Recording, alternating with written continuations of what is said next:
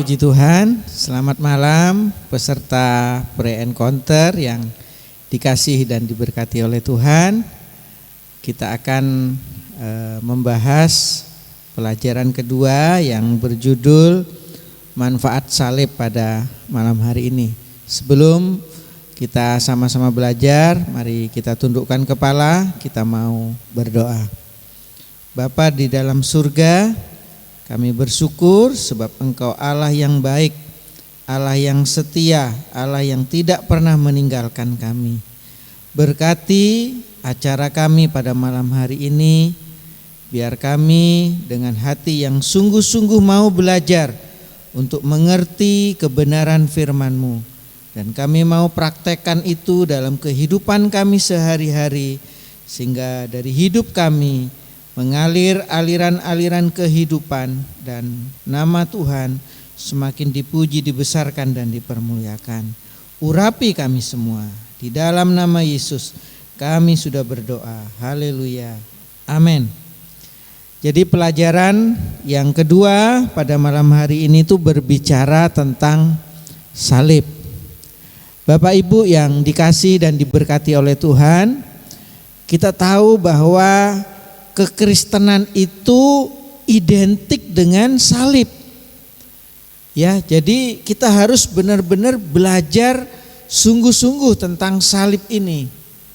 Karena kita sebagai orang percaya harus yakin, harus percaya bagaimana pengorbanan Tuhan di kayu salib itu mengubah kehidupan kita sebagai anak-anak Tuhan, ya. Jadi kita akan baca di dalam Ibrani 2 ayat yang ke-14 dan ayat yang ke-15. Demikian bunyi firman Tuhan, karena anak-anak itu adalah anak-anak dari darah dan daging, maka ia juga menjadi sama dengan mereka dan mendapat bagian dalam keadaan mereka, supaya oleh kematiannya, perhatikan ini, ia memusnahkan dia, yaitu iblis yang berkuasa atas maut, dan supaya dengan jalan demikian ia membebaskan mereka yang seumur hidupnya berada dalam perhambaan oleh karena takutnya kepada maut. Ya, ini saudara. Jadi dosa itu mengakibatkan kehidupan kita ada di dalam kematian kekal. Ya, di sana dikatakan maut, ya, maut, kematian kekal, ya. Makanya Tuhan Yesus hadir di dalam dunia. Tuhan Yesus datang di dalam dunia dan dia menjadi manusia, ya. Menjadi manusia, dia menjadi hamba, ya, menjadi hamba supaya dengan Tuhan Yesus ada di dalam dunia, dia bisa melakukan tugas penyelamatan, ya. Ayat yang ke-15 di sini dikatakan, dan supaya jalan demikian ia membebaskan mereka yang seumur hidupnya berada dalam perhambaan oleh karena takutnya kepada dosa. Ya, jadi dosa ini memisahkan kita dari surga, ya, memisahkan kita dari hidup kekal. Tetapi oleh karya Tuhan Yesus, sehingga Yesus nanti, ya, saya akan jelaskan bahwa Yesus mati di kayu salib untuk menebus setiap dosa, ya, setiap pelanggaran, setiap hal-hal yang ada di dalam hidup saya dan saudara yang tidak berkenan di hadapan Tuhan, ya. Jadi Yesus itu adalah Allah, ya. Jadi banyak orang meragukan, oh kok Allah bisa mati di kayu salib. Jadi malam hari ini saya akan tegaskan kepada kita semua bahwa Tuhan Yesus itu adalah Allah dan dia rela menjadi manusia, ya, datang kepada dunia untuk mengadakan misi penyelamatan bagi kita, anak-anaknya, ya. Jadi Tuhan Yesus itu adalah Allah. Dan di dalam Filipi 2 ayat yang ke-6 dan ayat yang ke-7, di situ juga dijelaskan bahwa dia datang ke dalam dunia dan dia mengosongkan dirinya, ya, mengosongkan dirinya. Ya, ada bahasa lain itu berkata no reputation, ya. Jadi Tuhan Yesus mengosongkan diri, padahal dia adalah Allah sendiri, tetapi dia datang ke dunia untuk membawa misi penyelamatan, agar kita yang percaya kepada Tuhan beroleh keselamatan dan hidup yang kekal, ya. Dan kita akan belajar pada malam hari ini bagaimana karakter daripada Kristus itu, ya. Nah, di dalam Filipi 2 ayat yang ke-8 dan ke-9, ya, Filipi 2 ayat yang ke-8 dan yang ke-9, ya, saya akan bacakan untuk saudara semua. Di sini dikatakan, dan dalam keadaan sebagai manusia ia telah merendahkan dirinya dan taat sampai mati, bahkan sampai mati di kayu salib. Itulah sebabnya Allah sangat meninggikan dia dan mengaruniakan kepadanya nama di atas segala nama. Nah, ini saudara. Jadi kita akan belajar bahwa Tuhan Yesus itu adalah teladan, adalah contoh pribadi yang rendah hati, ya.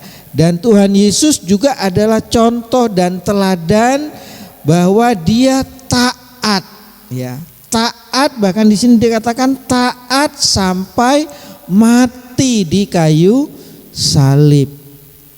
Nah, mari kita yang hidup di dalam dunia sekarang ini, kita juga belajar dari teladan Tuhan ini, bahwa kita mau hidup di dalam kerendahan hati dan mau taat, ya, mau taat kepada Tuhan, ya.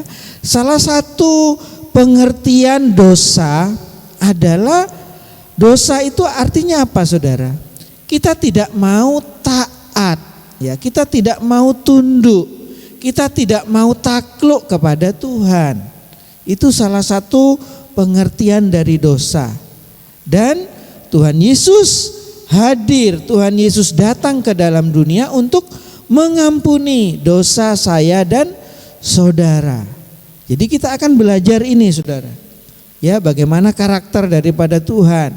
Dia rendah hati dan taat sampai mati, bahkan mati di kayu salib, ya. Nah, yang berikutnya di dalam Lukas 14 ayat yang ke-11, di situ juga dikatakan bahwa yang meninggikan diri akan direndahkan dan yang merendahkan hati akan ditinggikan. Nah, ini saudara.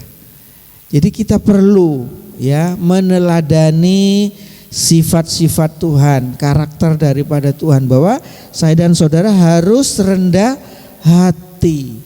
Ya, karena Alkitab dengan jelas, firman Tuhan berkata kepada saya dan saudara dengan jelas, barang siapa meninggikan diri akan direndahkan, tetapi saya dan saudara yang merendahkan hati itu akan ditinggikan.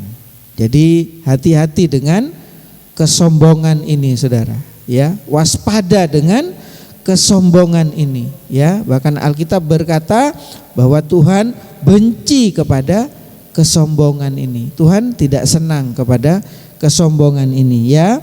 Kalau kita akan baca, ya, kita akan baca di dalam Yesaya 14 ayat yang ke-13, saya akan bacakan. Engkau yang tadinya berkata dalam hatimu, aku hendak naik ke langit, aku hendak mendirikan tahtaku mengatasi bintang-bintang Allah, dan aku hendak duduk di atas bukit pertemuan jauh di sebelah utara. Aku hendak naik mengatasi ketinggian awan-awan, hendak menyamai yang maha tinggi. Nah, ini saudara. Jadi iblis itu maunya hendak, maunya di sini bahkan dikatakan menyamai yang maha tinggi, ya. Jadi waspada saudara, ya, waspada, ya.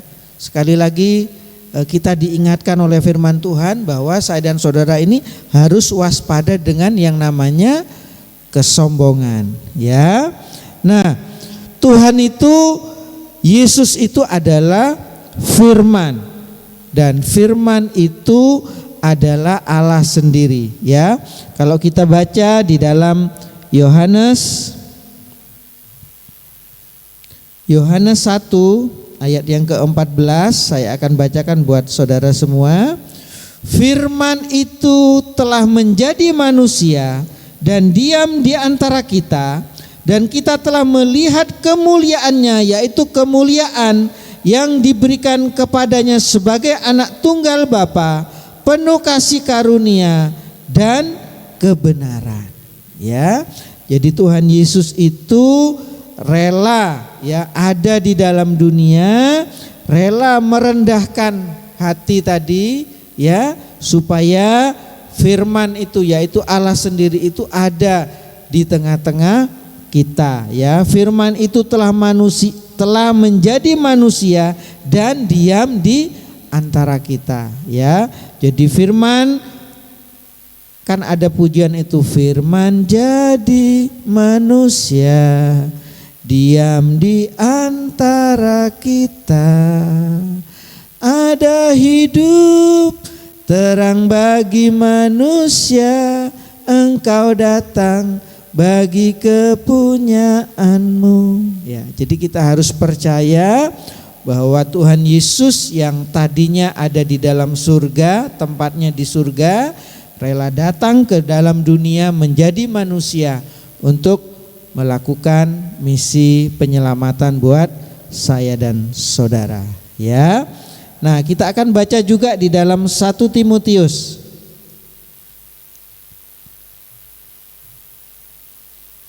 1 Timotius 3 ayat yang ke-16, demikian bunyi firman Tuhan.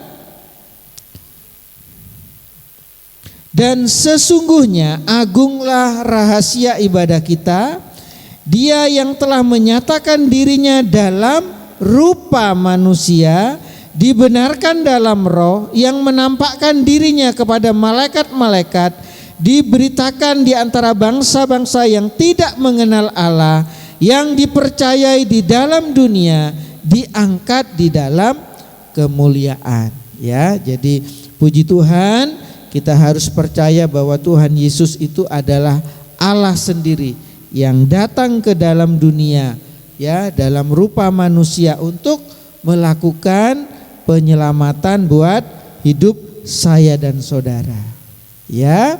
Jadi sekarang keputusan itu ada di dalam hidup saya dan di dalam hidup saudara, peserta encounter, bahkan semua saudara-saudara yang bisa mendengar siaran ini, ya.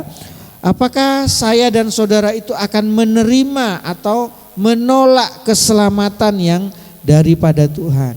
Apakah kita mau menerima dan atau menolak, ya, istilahnya karya salib Tuhan di atas Kalvari, di Bukit Golgota, ya, untuk menyelamatkan hidup saya dan saudara, ya. Di dalam Amsal 8, ya, kita akan baca Amsal 8 ayat yang ke-35, saya akan bacakan. Karena siapa mendapatkan aku, ya, percaya mendapatkan aku, percaya kepada Tuhan Yesus Kristus, di sini dikatakan mendapatkan hidup. Nah, tadi kan akibat dari dosa adalah kematian yang kekal, ya. Di sini dikatakan karena siapa mendapatkan aku atau percaya kepada Tuhan, pilihan tadi, ya saudara, pilihan tadi mau percaya, mau menerima Tuhan sebagai Tuhan dan juru selamat atau tidak, ya. Karena siapa mendapatkan aku mendapatkan hidup dan Tuhan berkenan akan dia. Ayat yang ke-36, tetapi siapa tidak mendapatkan aku merugikan dirinya. Semua orang yang membenci aku mencintai maut. Nah ini saudara. Jadi siapa yang tidak mau percaya kepada Tuhan, tidak mau percaya kepada salib Tuhan, kepada karya penebusan yang Tuhan sudah lakukan buat hidup saya dan saudara, itu adalah dapatnya maut saudara. Ya, jadi Alkitab dengan jelas mengajarkan kepada kita pada malam hari ini bahwa untuk memperoleh keselamatan, untuk bisa saya dan saudara masuk kepada kehidupan yang kekal itu, tidak ada cara lain selain saya dan saudara percaya kepada Tuhan. Ya, percaya kepada karya penebusan Tuhan Yesus di atas kayu salib. Ya, nah kita akan juga belajar tentang kuasa penebusan salib. Ya, kita akan baca di dalam Galatia 2 ayat yang ke-20, demikian bunyi firman Tuhan. Namun aku hidup, tetapi bukan lagi aku sendiri yang hidup, melainkan Kristus yang hidup di dalam aku. Dan hidupku yang kuhidupi sekarang di dalam daging adalah hidup oleh iman dalam Anak Allah yang telah mengasihi aku dan menyerahkan dirinya untuk aku. Nah ini saudara. Jadi kehidupan yang kita hidupi sekarang ini, kita harus percaya bahwa saya boleh ada, saya boleh hidup, semua karena kebaikan oleh Tuhan. Semua karena kebaikan Tuhan. Bahkan di sini dikatakan kita juga harus percaya oleh iman dalam Anak Allah yang mengasihi aku dan menyerahkan dirinya untuk aku. Jadi kita harus percaya bahwa Tuhan berkorban di atas kayu salib untuk karya penebusan, ya, untuk karya penyelamatan, untuk karya supaya saya dan saudara itu terbebas dari dosa yang adalah maut tadi, ya. Nah, kita juga akan belajar. Nah, waktu Tuhan Yesus disalibkan, Tuhan diberikan mahkota, ya, mahkota duri, ya. Kita akan belajar bahwa mahkota duri itu, ya, pemahamannya secara sederhana bahwa pikiran saya dan saudara itu sudah dibebaskan dari kehancuran karena kutuk. Ya, ingat saudara, akibat dosa adalah maut, kutuk, dan karya penebusan dari Tuhan lewat mahkota duri, ya, melambangkan mahkota duri itu melambangkan pikiran saya dan saudara yang sudah dibebaskan dari kehancuran karena kutuk. Nah ini saudara. Jadi manfaat salib itu salah satunya adalah ini saudara. Kita dibebaskan dari kehancuran karena kutuk, ya. Nah kita juga akan belajar di dalam Yesaya 53 ayat yang ke-5. Di sini dikatakan, tetapi dia tertikam oleh karena pemberontakan kita, dia diremukkan oleh karena kejahatan kita, ganjaran yang mendatangkan keselamatan bagi kita ditimpakan kepadanya. Nah ini saudara. Jadi ganjaran keselamatan buat saya dan saudara, ya. Jadi manfaat salib itu secara tidak langsung juga berbicara kepada saya bahwa karena penebusan Tuhan, karena karya Tuhan itu, keselamatan itu ada di dalam hidup saya dan saudara, ya.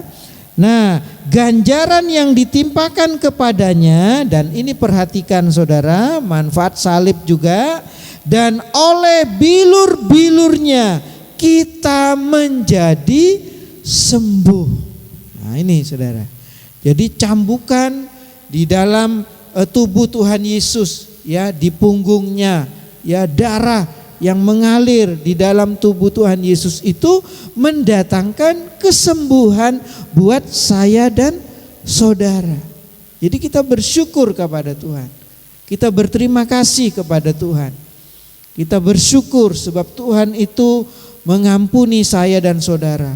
Bahkan di sini dikatakan oleh karena cambukan, oleh karena darah Tuhan Yesus, ya, kita disembuhkan, ya, oleh bilur-bilurnya kita menjadi sembuh.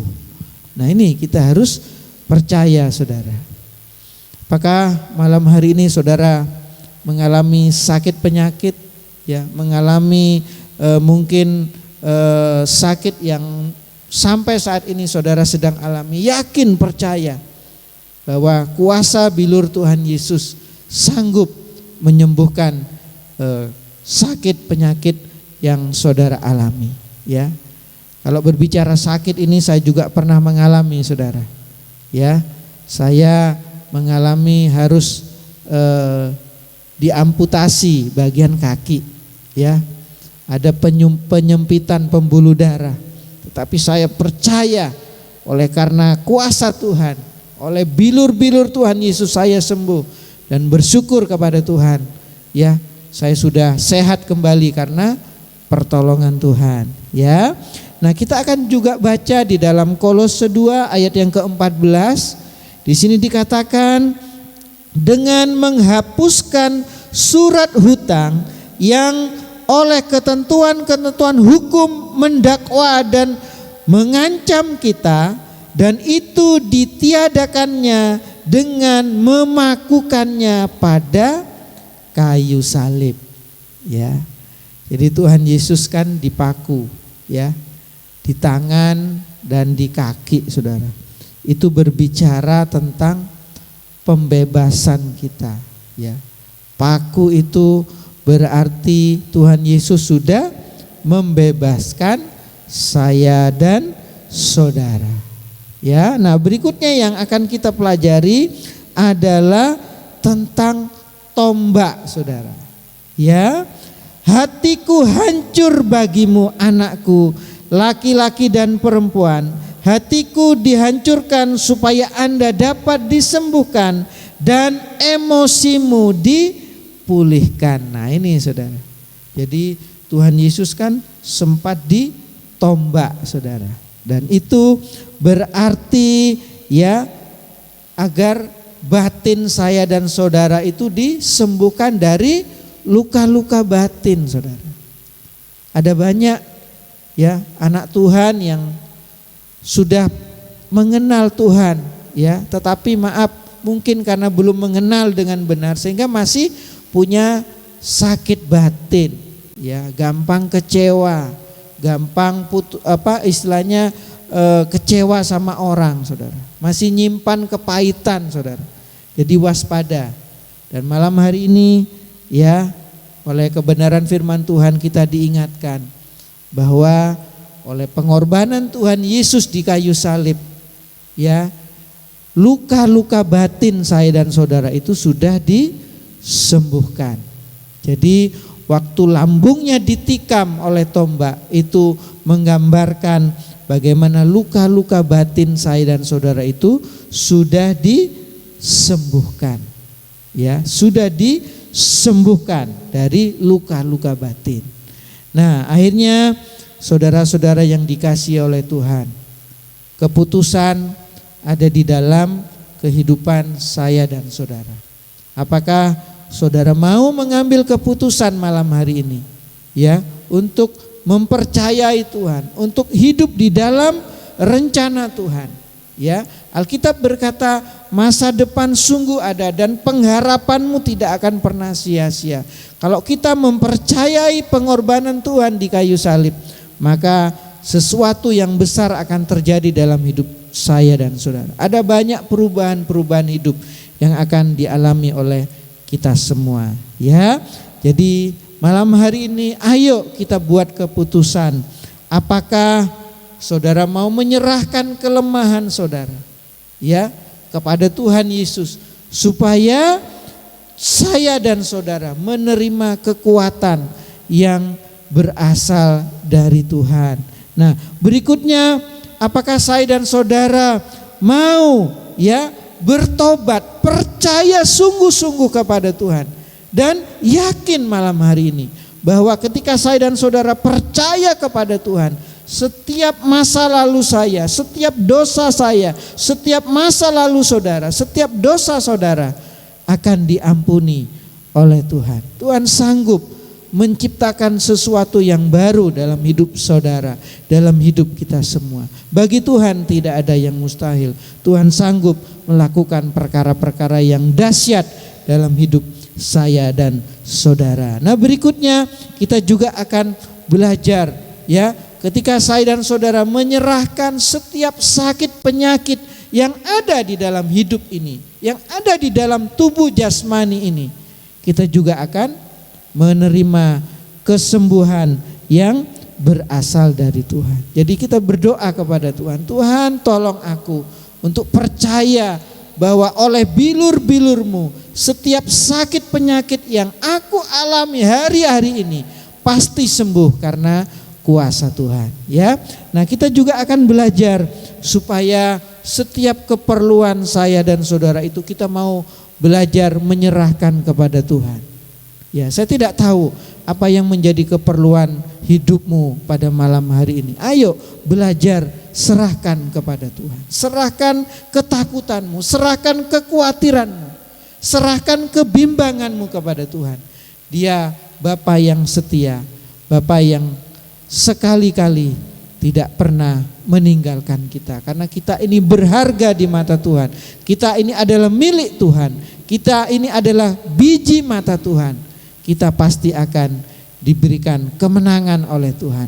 Perlindungan, kuasanya akan memberkati hidup saya dan saudara, menyertai hidup saya dan saudara mulai hari ini, esok, bahkan sampai selama-lamanya. Asal kita percaya bahwa karya keselamatan Tuhan, karya penebusan Tuhan di kayu salib itu untuk merubah hidup saya dan saudara, untuk merubah masa lalu saya dan saudara menjadi masa depan yang gilang gemilang, karena kita percaya kepada karya salib daripada Tuhan. Terpujilah nama Tuhan. Saya rasa ini saja yang bisa saya sampaikan untuk materi pada malam hari ini, biar ini bisa menjadi berkat buat kita semua. Terima kasih, Tuhan Yesus memberkati.